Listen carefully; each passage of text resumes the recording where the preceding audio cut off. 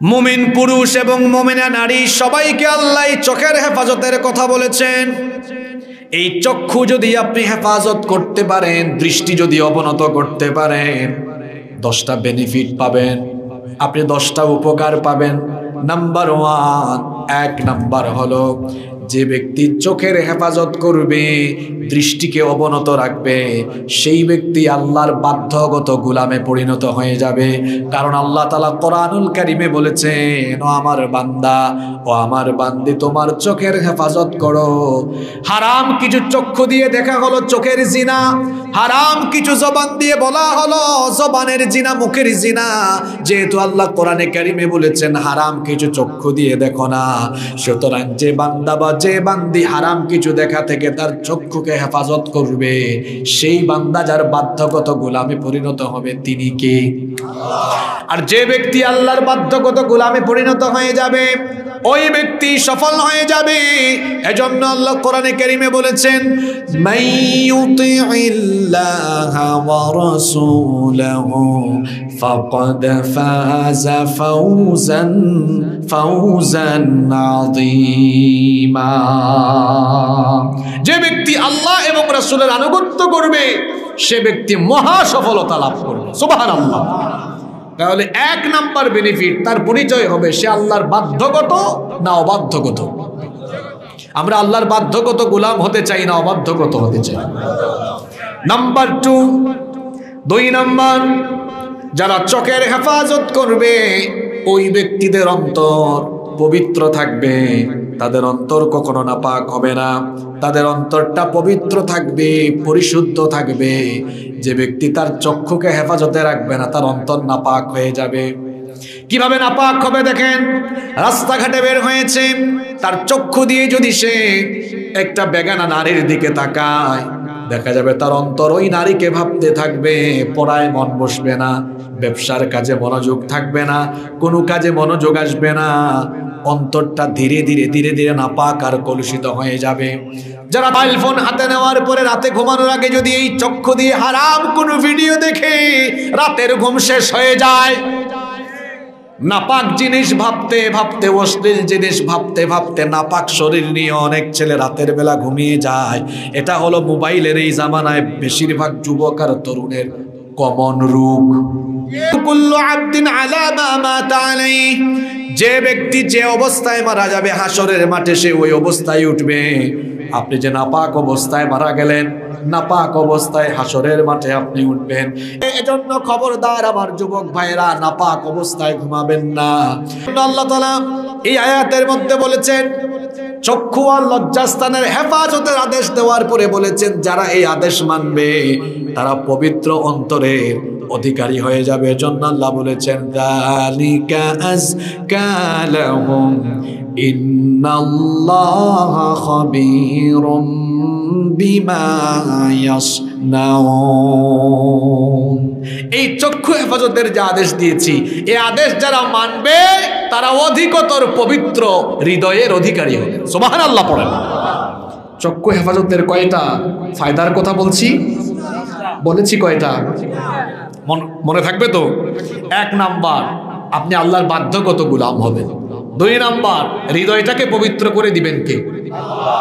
3 number, যারা এই চোখের হেফাজত করবে তারা আল্লাহর প্রিয় বান্দায় পরিগণিত হয়ে যাবে। সুবহানাল্লাহ পড়েন। তারা আল্লাহর প্রিয় বান্দায় পরিগণিত হবে এবং তারা আল্লাহর ক্ষমা লাভ করবে। ফুদাইল ইবনে আব্বাস রাদিয়াল্লাহু আনহু হাদিস বর্ণনা করেছেন, আমি আরাফার দিবসে নবী করিম সাল্লাল্লাহু আলাইহি ওয়াসাল্লামের পিছনে ছিলাম। সেখানে এক যুবক হঠাৎ করে একজন নারীর দিকে দৃষ্টি দিল। নবী যেটা দেখলেন, দেখার পরে ওই যুবককে বললেন, হে যুবক, তুমি তোমার দৃষ্টি ওই নারী থেকে ফিরিয়ে নাও। তুমি কি জানো না এটা পবিত্র দিন? আজকের এই দিনে আল্লাহকে ভয় করো। যদি আল্লাহকে ভয় করে তুমি তোমার দৃষ্টি পরনারী থেকে নিম্নগামী করতে পারো, আল্লাহ তোমার জীবনের গুনাহগুলো মাফ করে দিবে। আমার উম্মতের এমন কিছু ব্যক্তি তিহামার শুভ্র পর্বতমালার মতো পাহাড় সমপরিমাণ আমল নিয়ে কিয়ামতের দিন হাজির হবে। কথা কি বুঝতেছেন? কিসের সমান আমল? আরো জোরে বলেন। পাহাড়ের সমান আমল নিয়ে কিছু বান্দারা কিয়ামতের মাঠে হাজির হবে, কিন্তু তাদের আমলগুলো মুহূর্তে ধুলাবালিতে পরিণত হয়ে যাবে, আমল নষ্ট হয়ে যাবে। সাহাবায়ে কেরাম জিজ্ঞেস করলেন, নবী গো, ওই দুর্ভাগা ব্যক্তিগুলো কারা যারা পাহাড় সমপরিমাণ আমল নিয়ে হাজির হওয়ার পরেও সব আমল ধুলা বালুতে পরিণত হয়ে যাবে? নবীজি বললেন, সে হলো ওই ব্যক্তি যে ব্যক্তি আমলও করে সবই ঠিক আছে, যখন একা থাকে, নীরবে থাকে, একাকী নীরবে নিবৃতে হারাম কাজে লিপ্ত থাকে। তাহলে একাকী নীরবে নিবৃতে হারাম কাজে লিপ্ত থাকে যারা, কিয়ামতের দিন তাদের সকল আমল বরবাদ করে দিবেন কে? কি যুবক ভাইয়েরা, এই হাদিসটা কি মাথার উপরে দিয়া গেল না মাথার ভিতরে ঢুকলো? একাকী নীরবে নিবৃতে ভয় করতে হবে কাকে? আল্লাহকে। এই আল্লাহর ভয় যদি অন্তরে থাকে, তাহলে যুবক রাতের বেলা মোবাইলের অপব্যবহার করবে? যাদের হৃদয়ে আছে আল্লাহর ভয়, তারা কভু পথ ভুলে যায় না। আল্লাহর প্রেম ছাড়াই দুনিয়ায় কারো কাছে কোনো কিছু চায় না, কারো কাছে কোনো কিছু চায় না।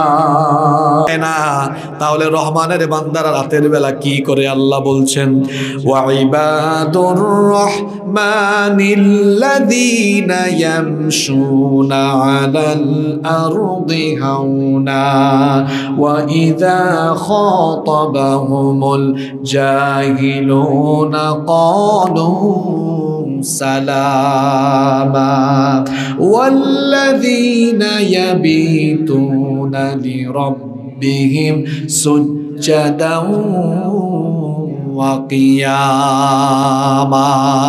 আল্লাহ তাআলা বলছেন, রহমানের বান্দারা রাত হলে কি করে? শোনো, আল্লাহ বলছেন, ওয়াল্লাযীনা ইয়াবিতুনা লিরাব্বিহিম সুজ্জাদাও ওয়া কিয়ামা।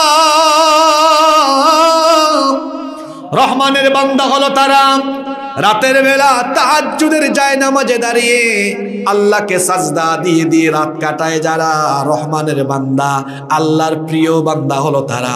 আল্লাহ নাম্বার 4, 4 নাম্বার, যে ব্যক্তি চোখের হেফাজত করবে, নবী করিম সাল্লাল্লাহু আলাইহি ওয়াসাল্লাম বলেছেন, আমি তার জান্নাতে যাওয়ার ঠিকাদারি গ্রহণ করব। আরো আসতে বলেন সুবহানাল্লাহ।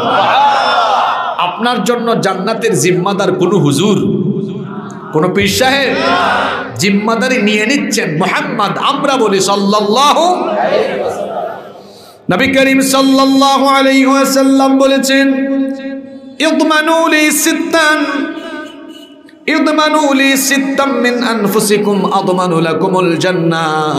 তোমরা যদি আমার জন্য 6টা জিনিসের দায়িত্ব নিতে পারো, আমি তোমাদের জন্য জান্নাতের দায়িত্ব নিয়ে নিব। জোরে বলেন, কয়টা জিনিস? 6টা। আরো জোরে বলেন। 1 নাম্বার, উসদুকু ইদা হাদ্দাসতুম, যখন তোমরা কথা বলো তখন সত্য কথা বলো। আমাদের মধ্যে অনেক মানুষ আছে দিনের বেলা সারা দিনে রাতে দেখা যায় শত শত মিথ্যা বলে। আছে ফুলগাজীতে ফোন এসেছে কয় আমি সোনাগাজীতে, এরকম মানুষ আমাদের সমাজে নাই।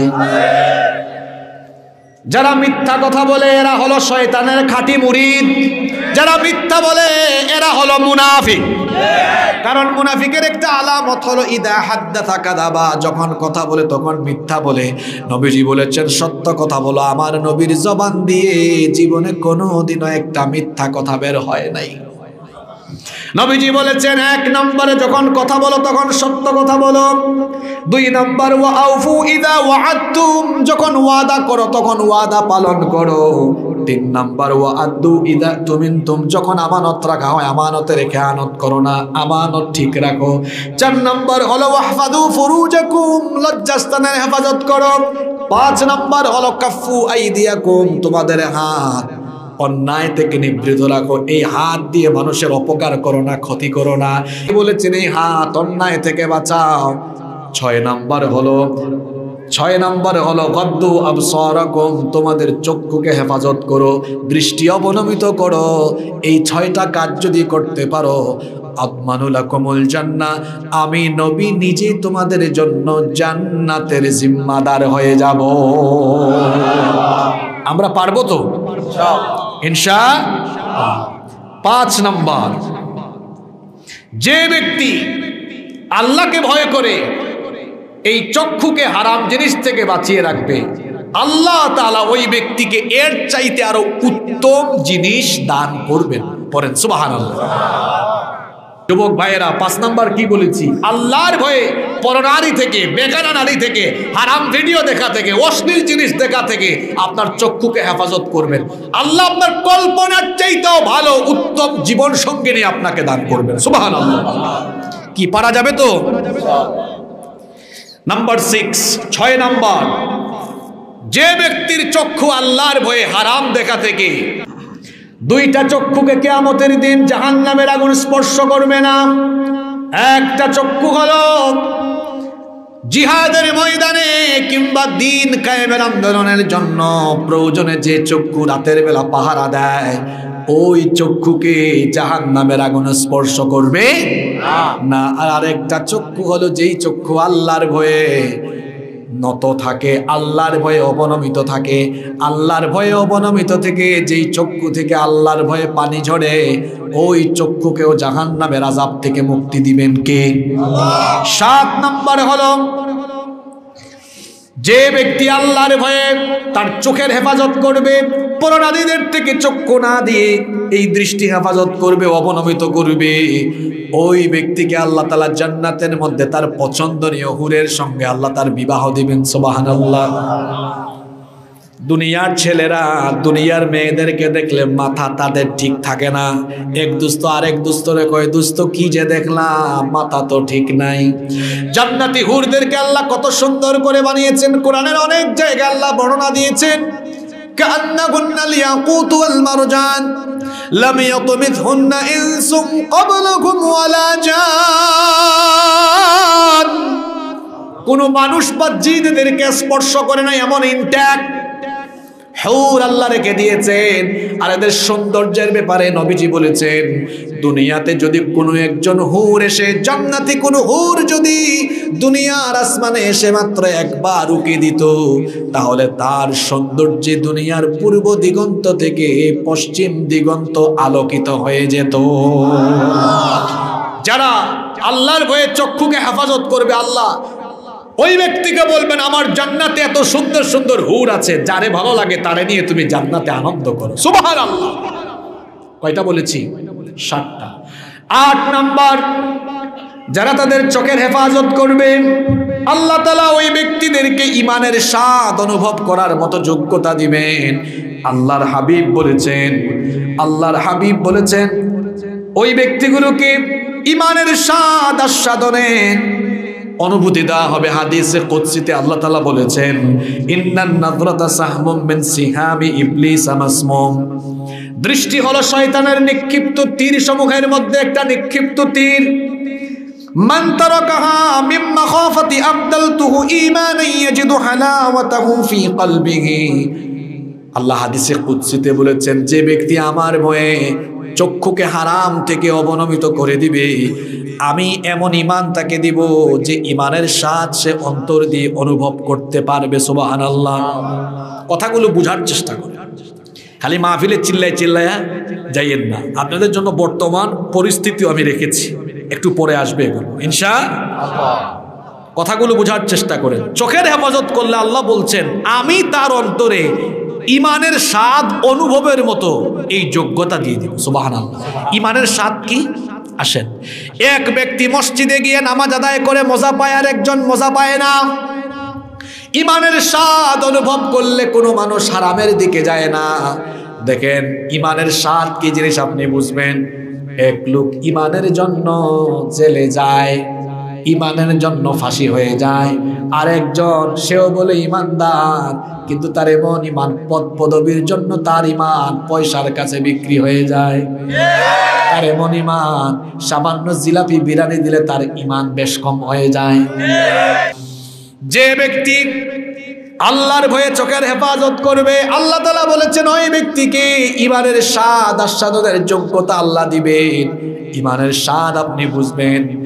এরপরে 8 নাম্বার হলো, 8 নাম্বার নাকি 9 নাম্বার? 9 নাম্বার হলো যেই ব্যক্তি আল্লাহর ভয়ে দৃষ্টি অবনত করবে, আল্লাহ তার ইবাদতের মধ্যে মজা দিবেন। ইবাদতের মজা বুঝবে। অনেক মানুষ ইবাদতের মজা পায় না। শুনেন এই হাদিসটা, আল্লাহর নবী বলেছেন মা মিন মুসলিমিন ইয়ানজুরু ইলা মাহাসিনি ইমরাআতিন আউওয়ালা মাররা সুম্মা ইয়াগুদ্দু বাসারাহু ইল্লা আহদাথাল্লাহু লাহু ইবাদাতুন ইয়াজিদু হালাওয়াতুহা। নবীজি বলেছেন যদি কোনো ব্যক্তি সুন্দরী কোনো নারীর দিকে চক্ষু যাওয়ার পরে আল্লাহর ভয়ে চক্ষুটা নিচের দিকে নিয়ে নেয়, আল্লাহর ভয়ে দৃষ্টি যদি হেফাজত করে, আল্লাহ তাআলা ওই ব্যক্তিকে ইবাদতের স্বাদ আস্বাদনের মজা দিয়ে দিবেন। অনেক বিশ্বাস করেন নবীজি এই হাদিসে বলেছেন যে ব্যক্তি তার চক্ষুকে আল্লাহর ভয়ে হারাম জিনিস দেখা থেকে বিরত রাখবে। আমি এখানে আপনাদেরকে বলছি এই হাদিসটা, একটা হাদিস নিয়ে বাড়িতে যান, আগামী 40 দিন আপনার চক্ষু দিয়ে মোবাইলের হারাম জিনিস দেখা, বেগানা নারী দেখা, সকল হারাম দেখা থেকে চক্ষুকে বাঁচায় দেখেন, আপনার নামাজ, তিলাওয়াত, জিকির, আজকার, ইবাদতে এত মজা লাগবে আপনি কল্পনাও করতে পারবেন। সুবহানাল্লাহ। 10 এবং সর্বশেষ, চোখের হেফাজত যদি আপনি করেন, ওই ব্যক্তির ইলম অর্জনের দরজাকে আল্লাহ আরো প্রশস্ত করে দিবেন। সুবহানাল্লাহ। করে তার জ্ঞানের যে রাস্তা এটা আরো প্রসারিত করে দেন যিনি, তিনি কে? এই চক্ষুকে হেফাজত করতে বলেছেন কে? জোরে বলেন কে? এরপরে আল্লাহ বলেছেন ওয়ায়াহফাযু ফুরুজাহুম। পরের আয়াতে আল্লাহ বলেছেন ওয়ায়াহফাযনা ফুরুজাহুন্না। ও নবী, মুমিন পুরুষ আর নারীদেরকে বলেন তারা যেন তাদের লজ্জাস্থানের হেফাজত করে। লজ্জাস্থানের হেফাজতের 90% ফিল আপ হয়ে যাবে, এই দাবিটা পূরণ হয়ে যাবে যদি শুধু চোখের হেফাজত করা যায়।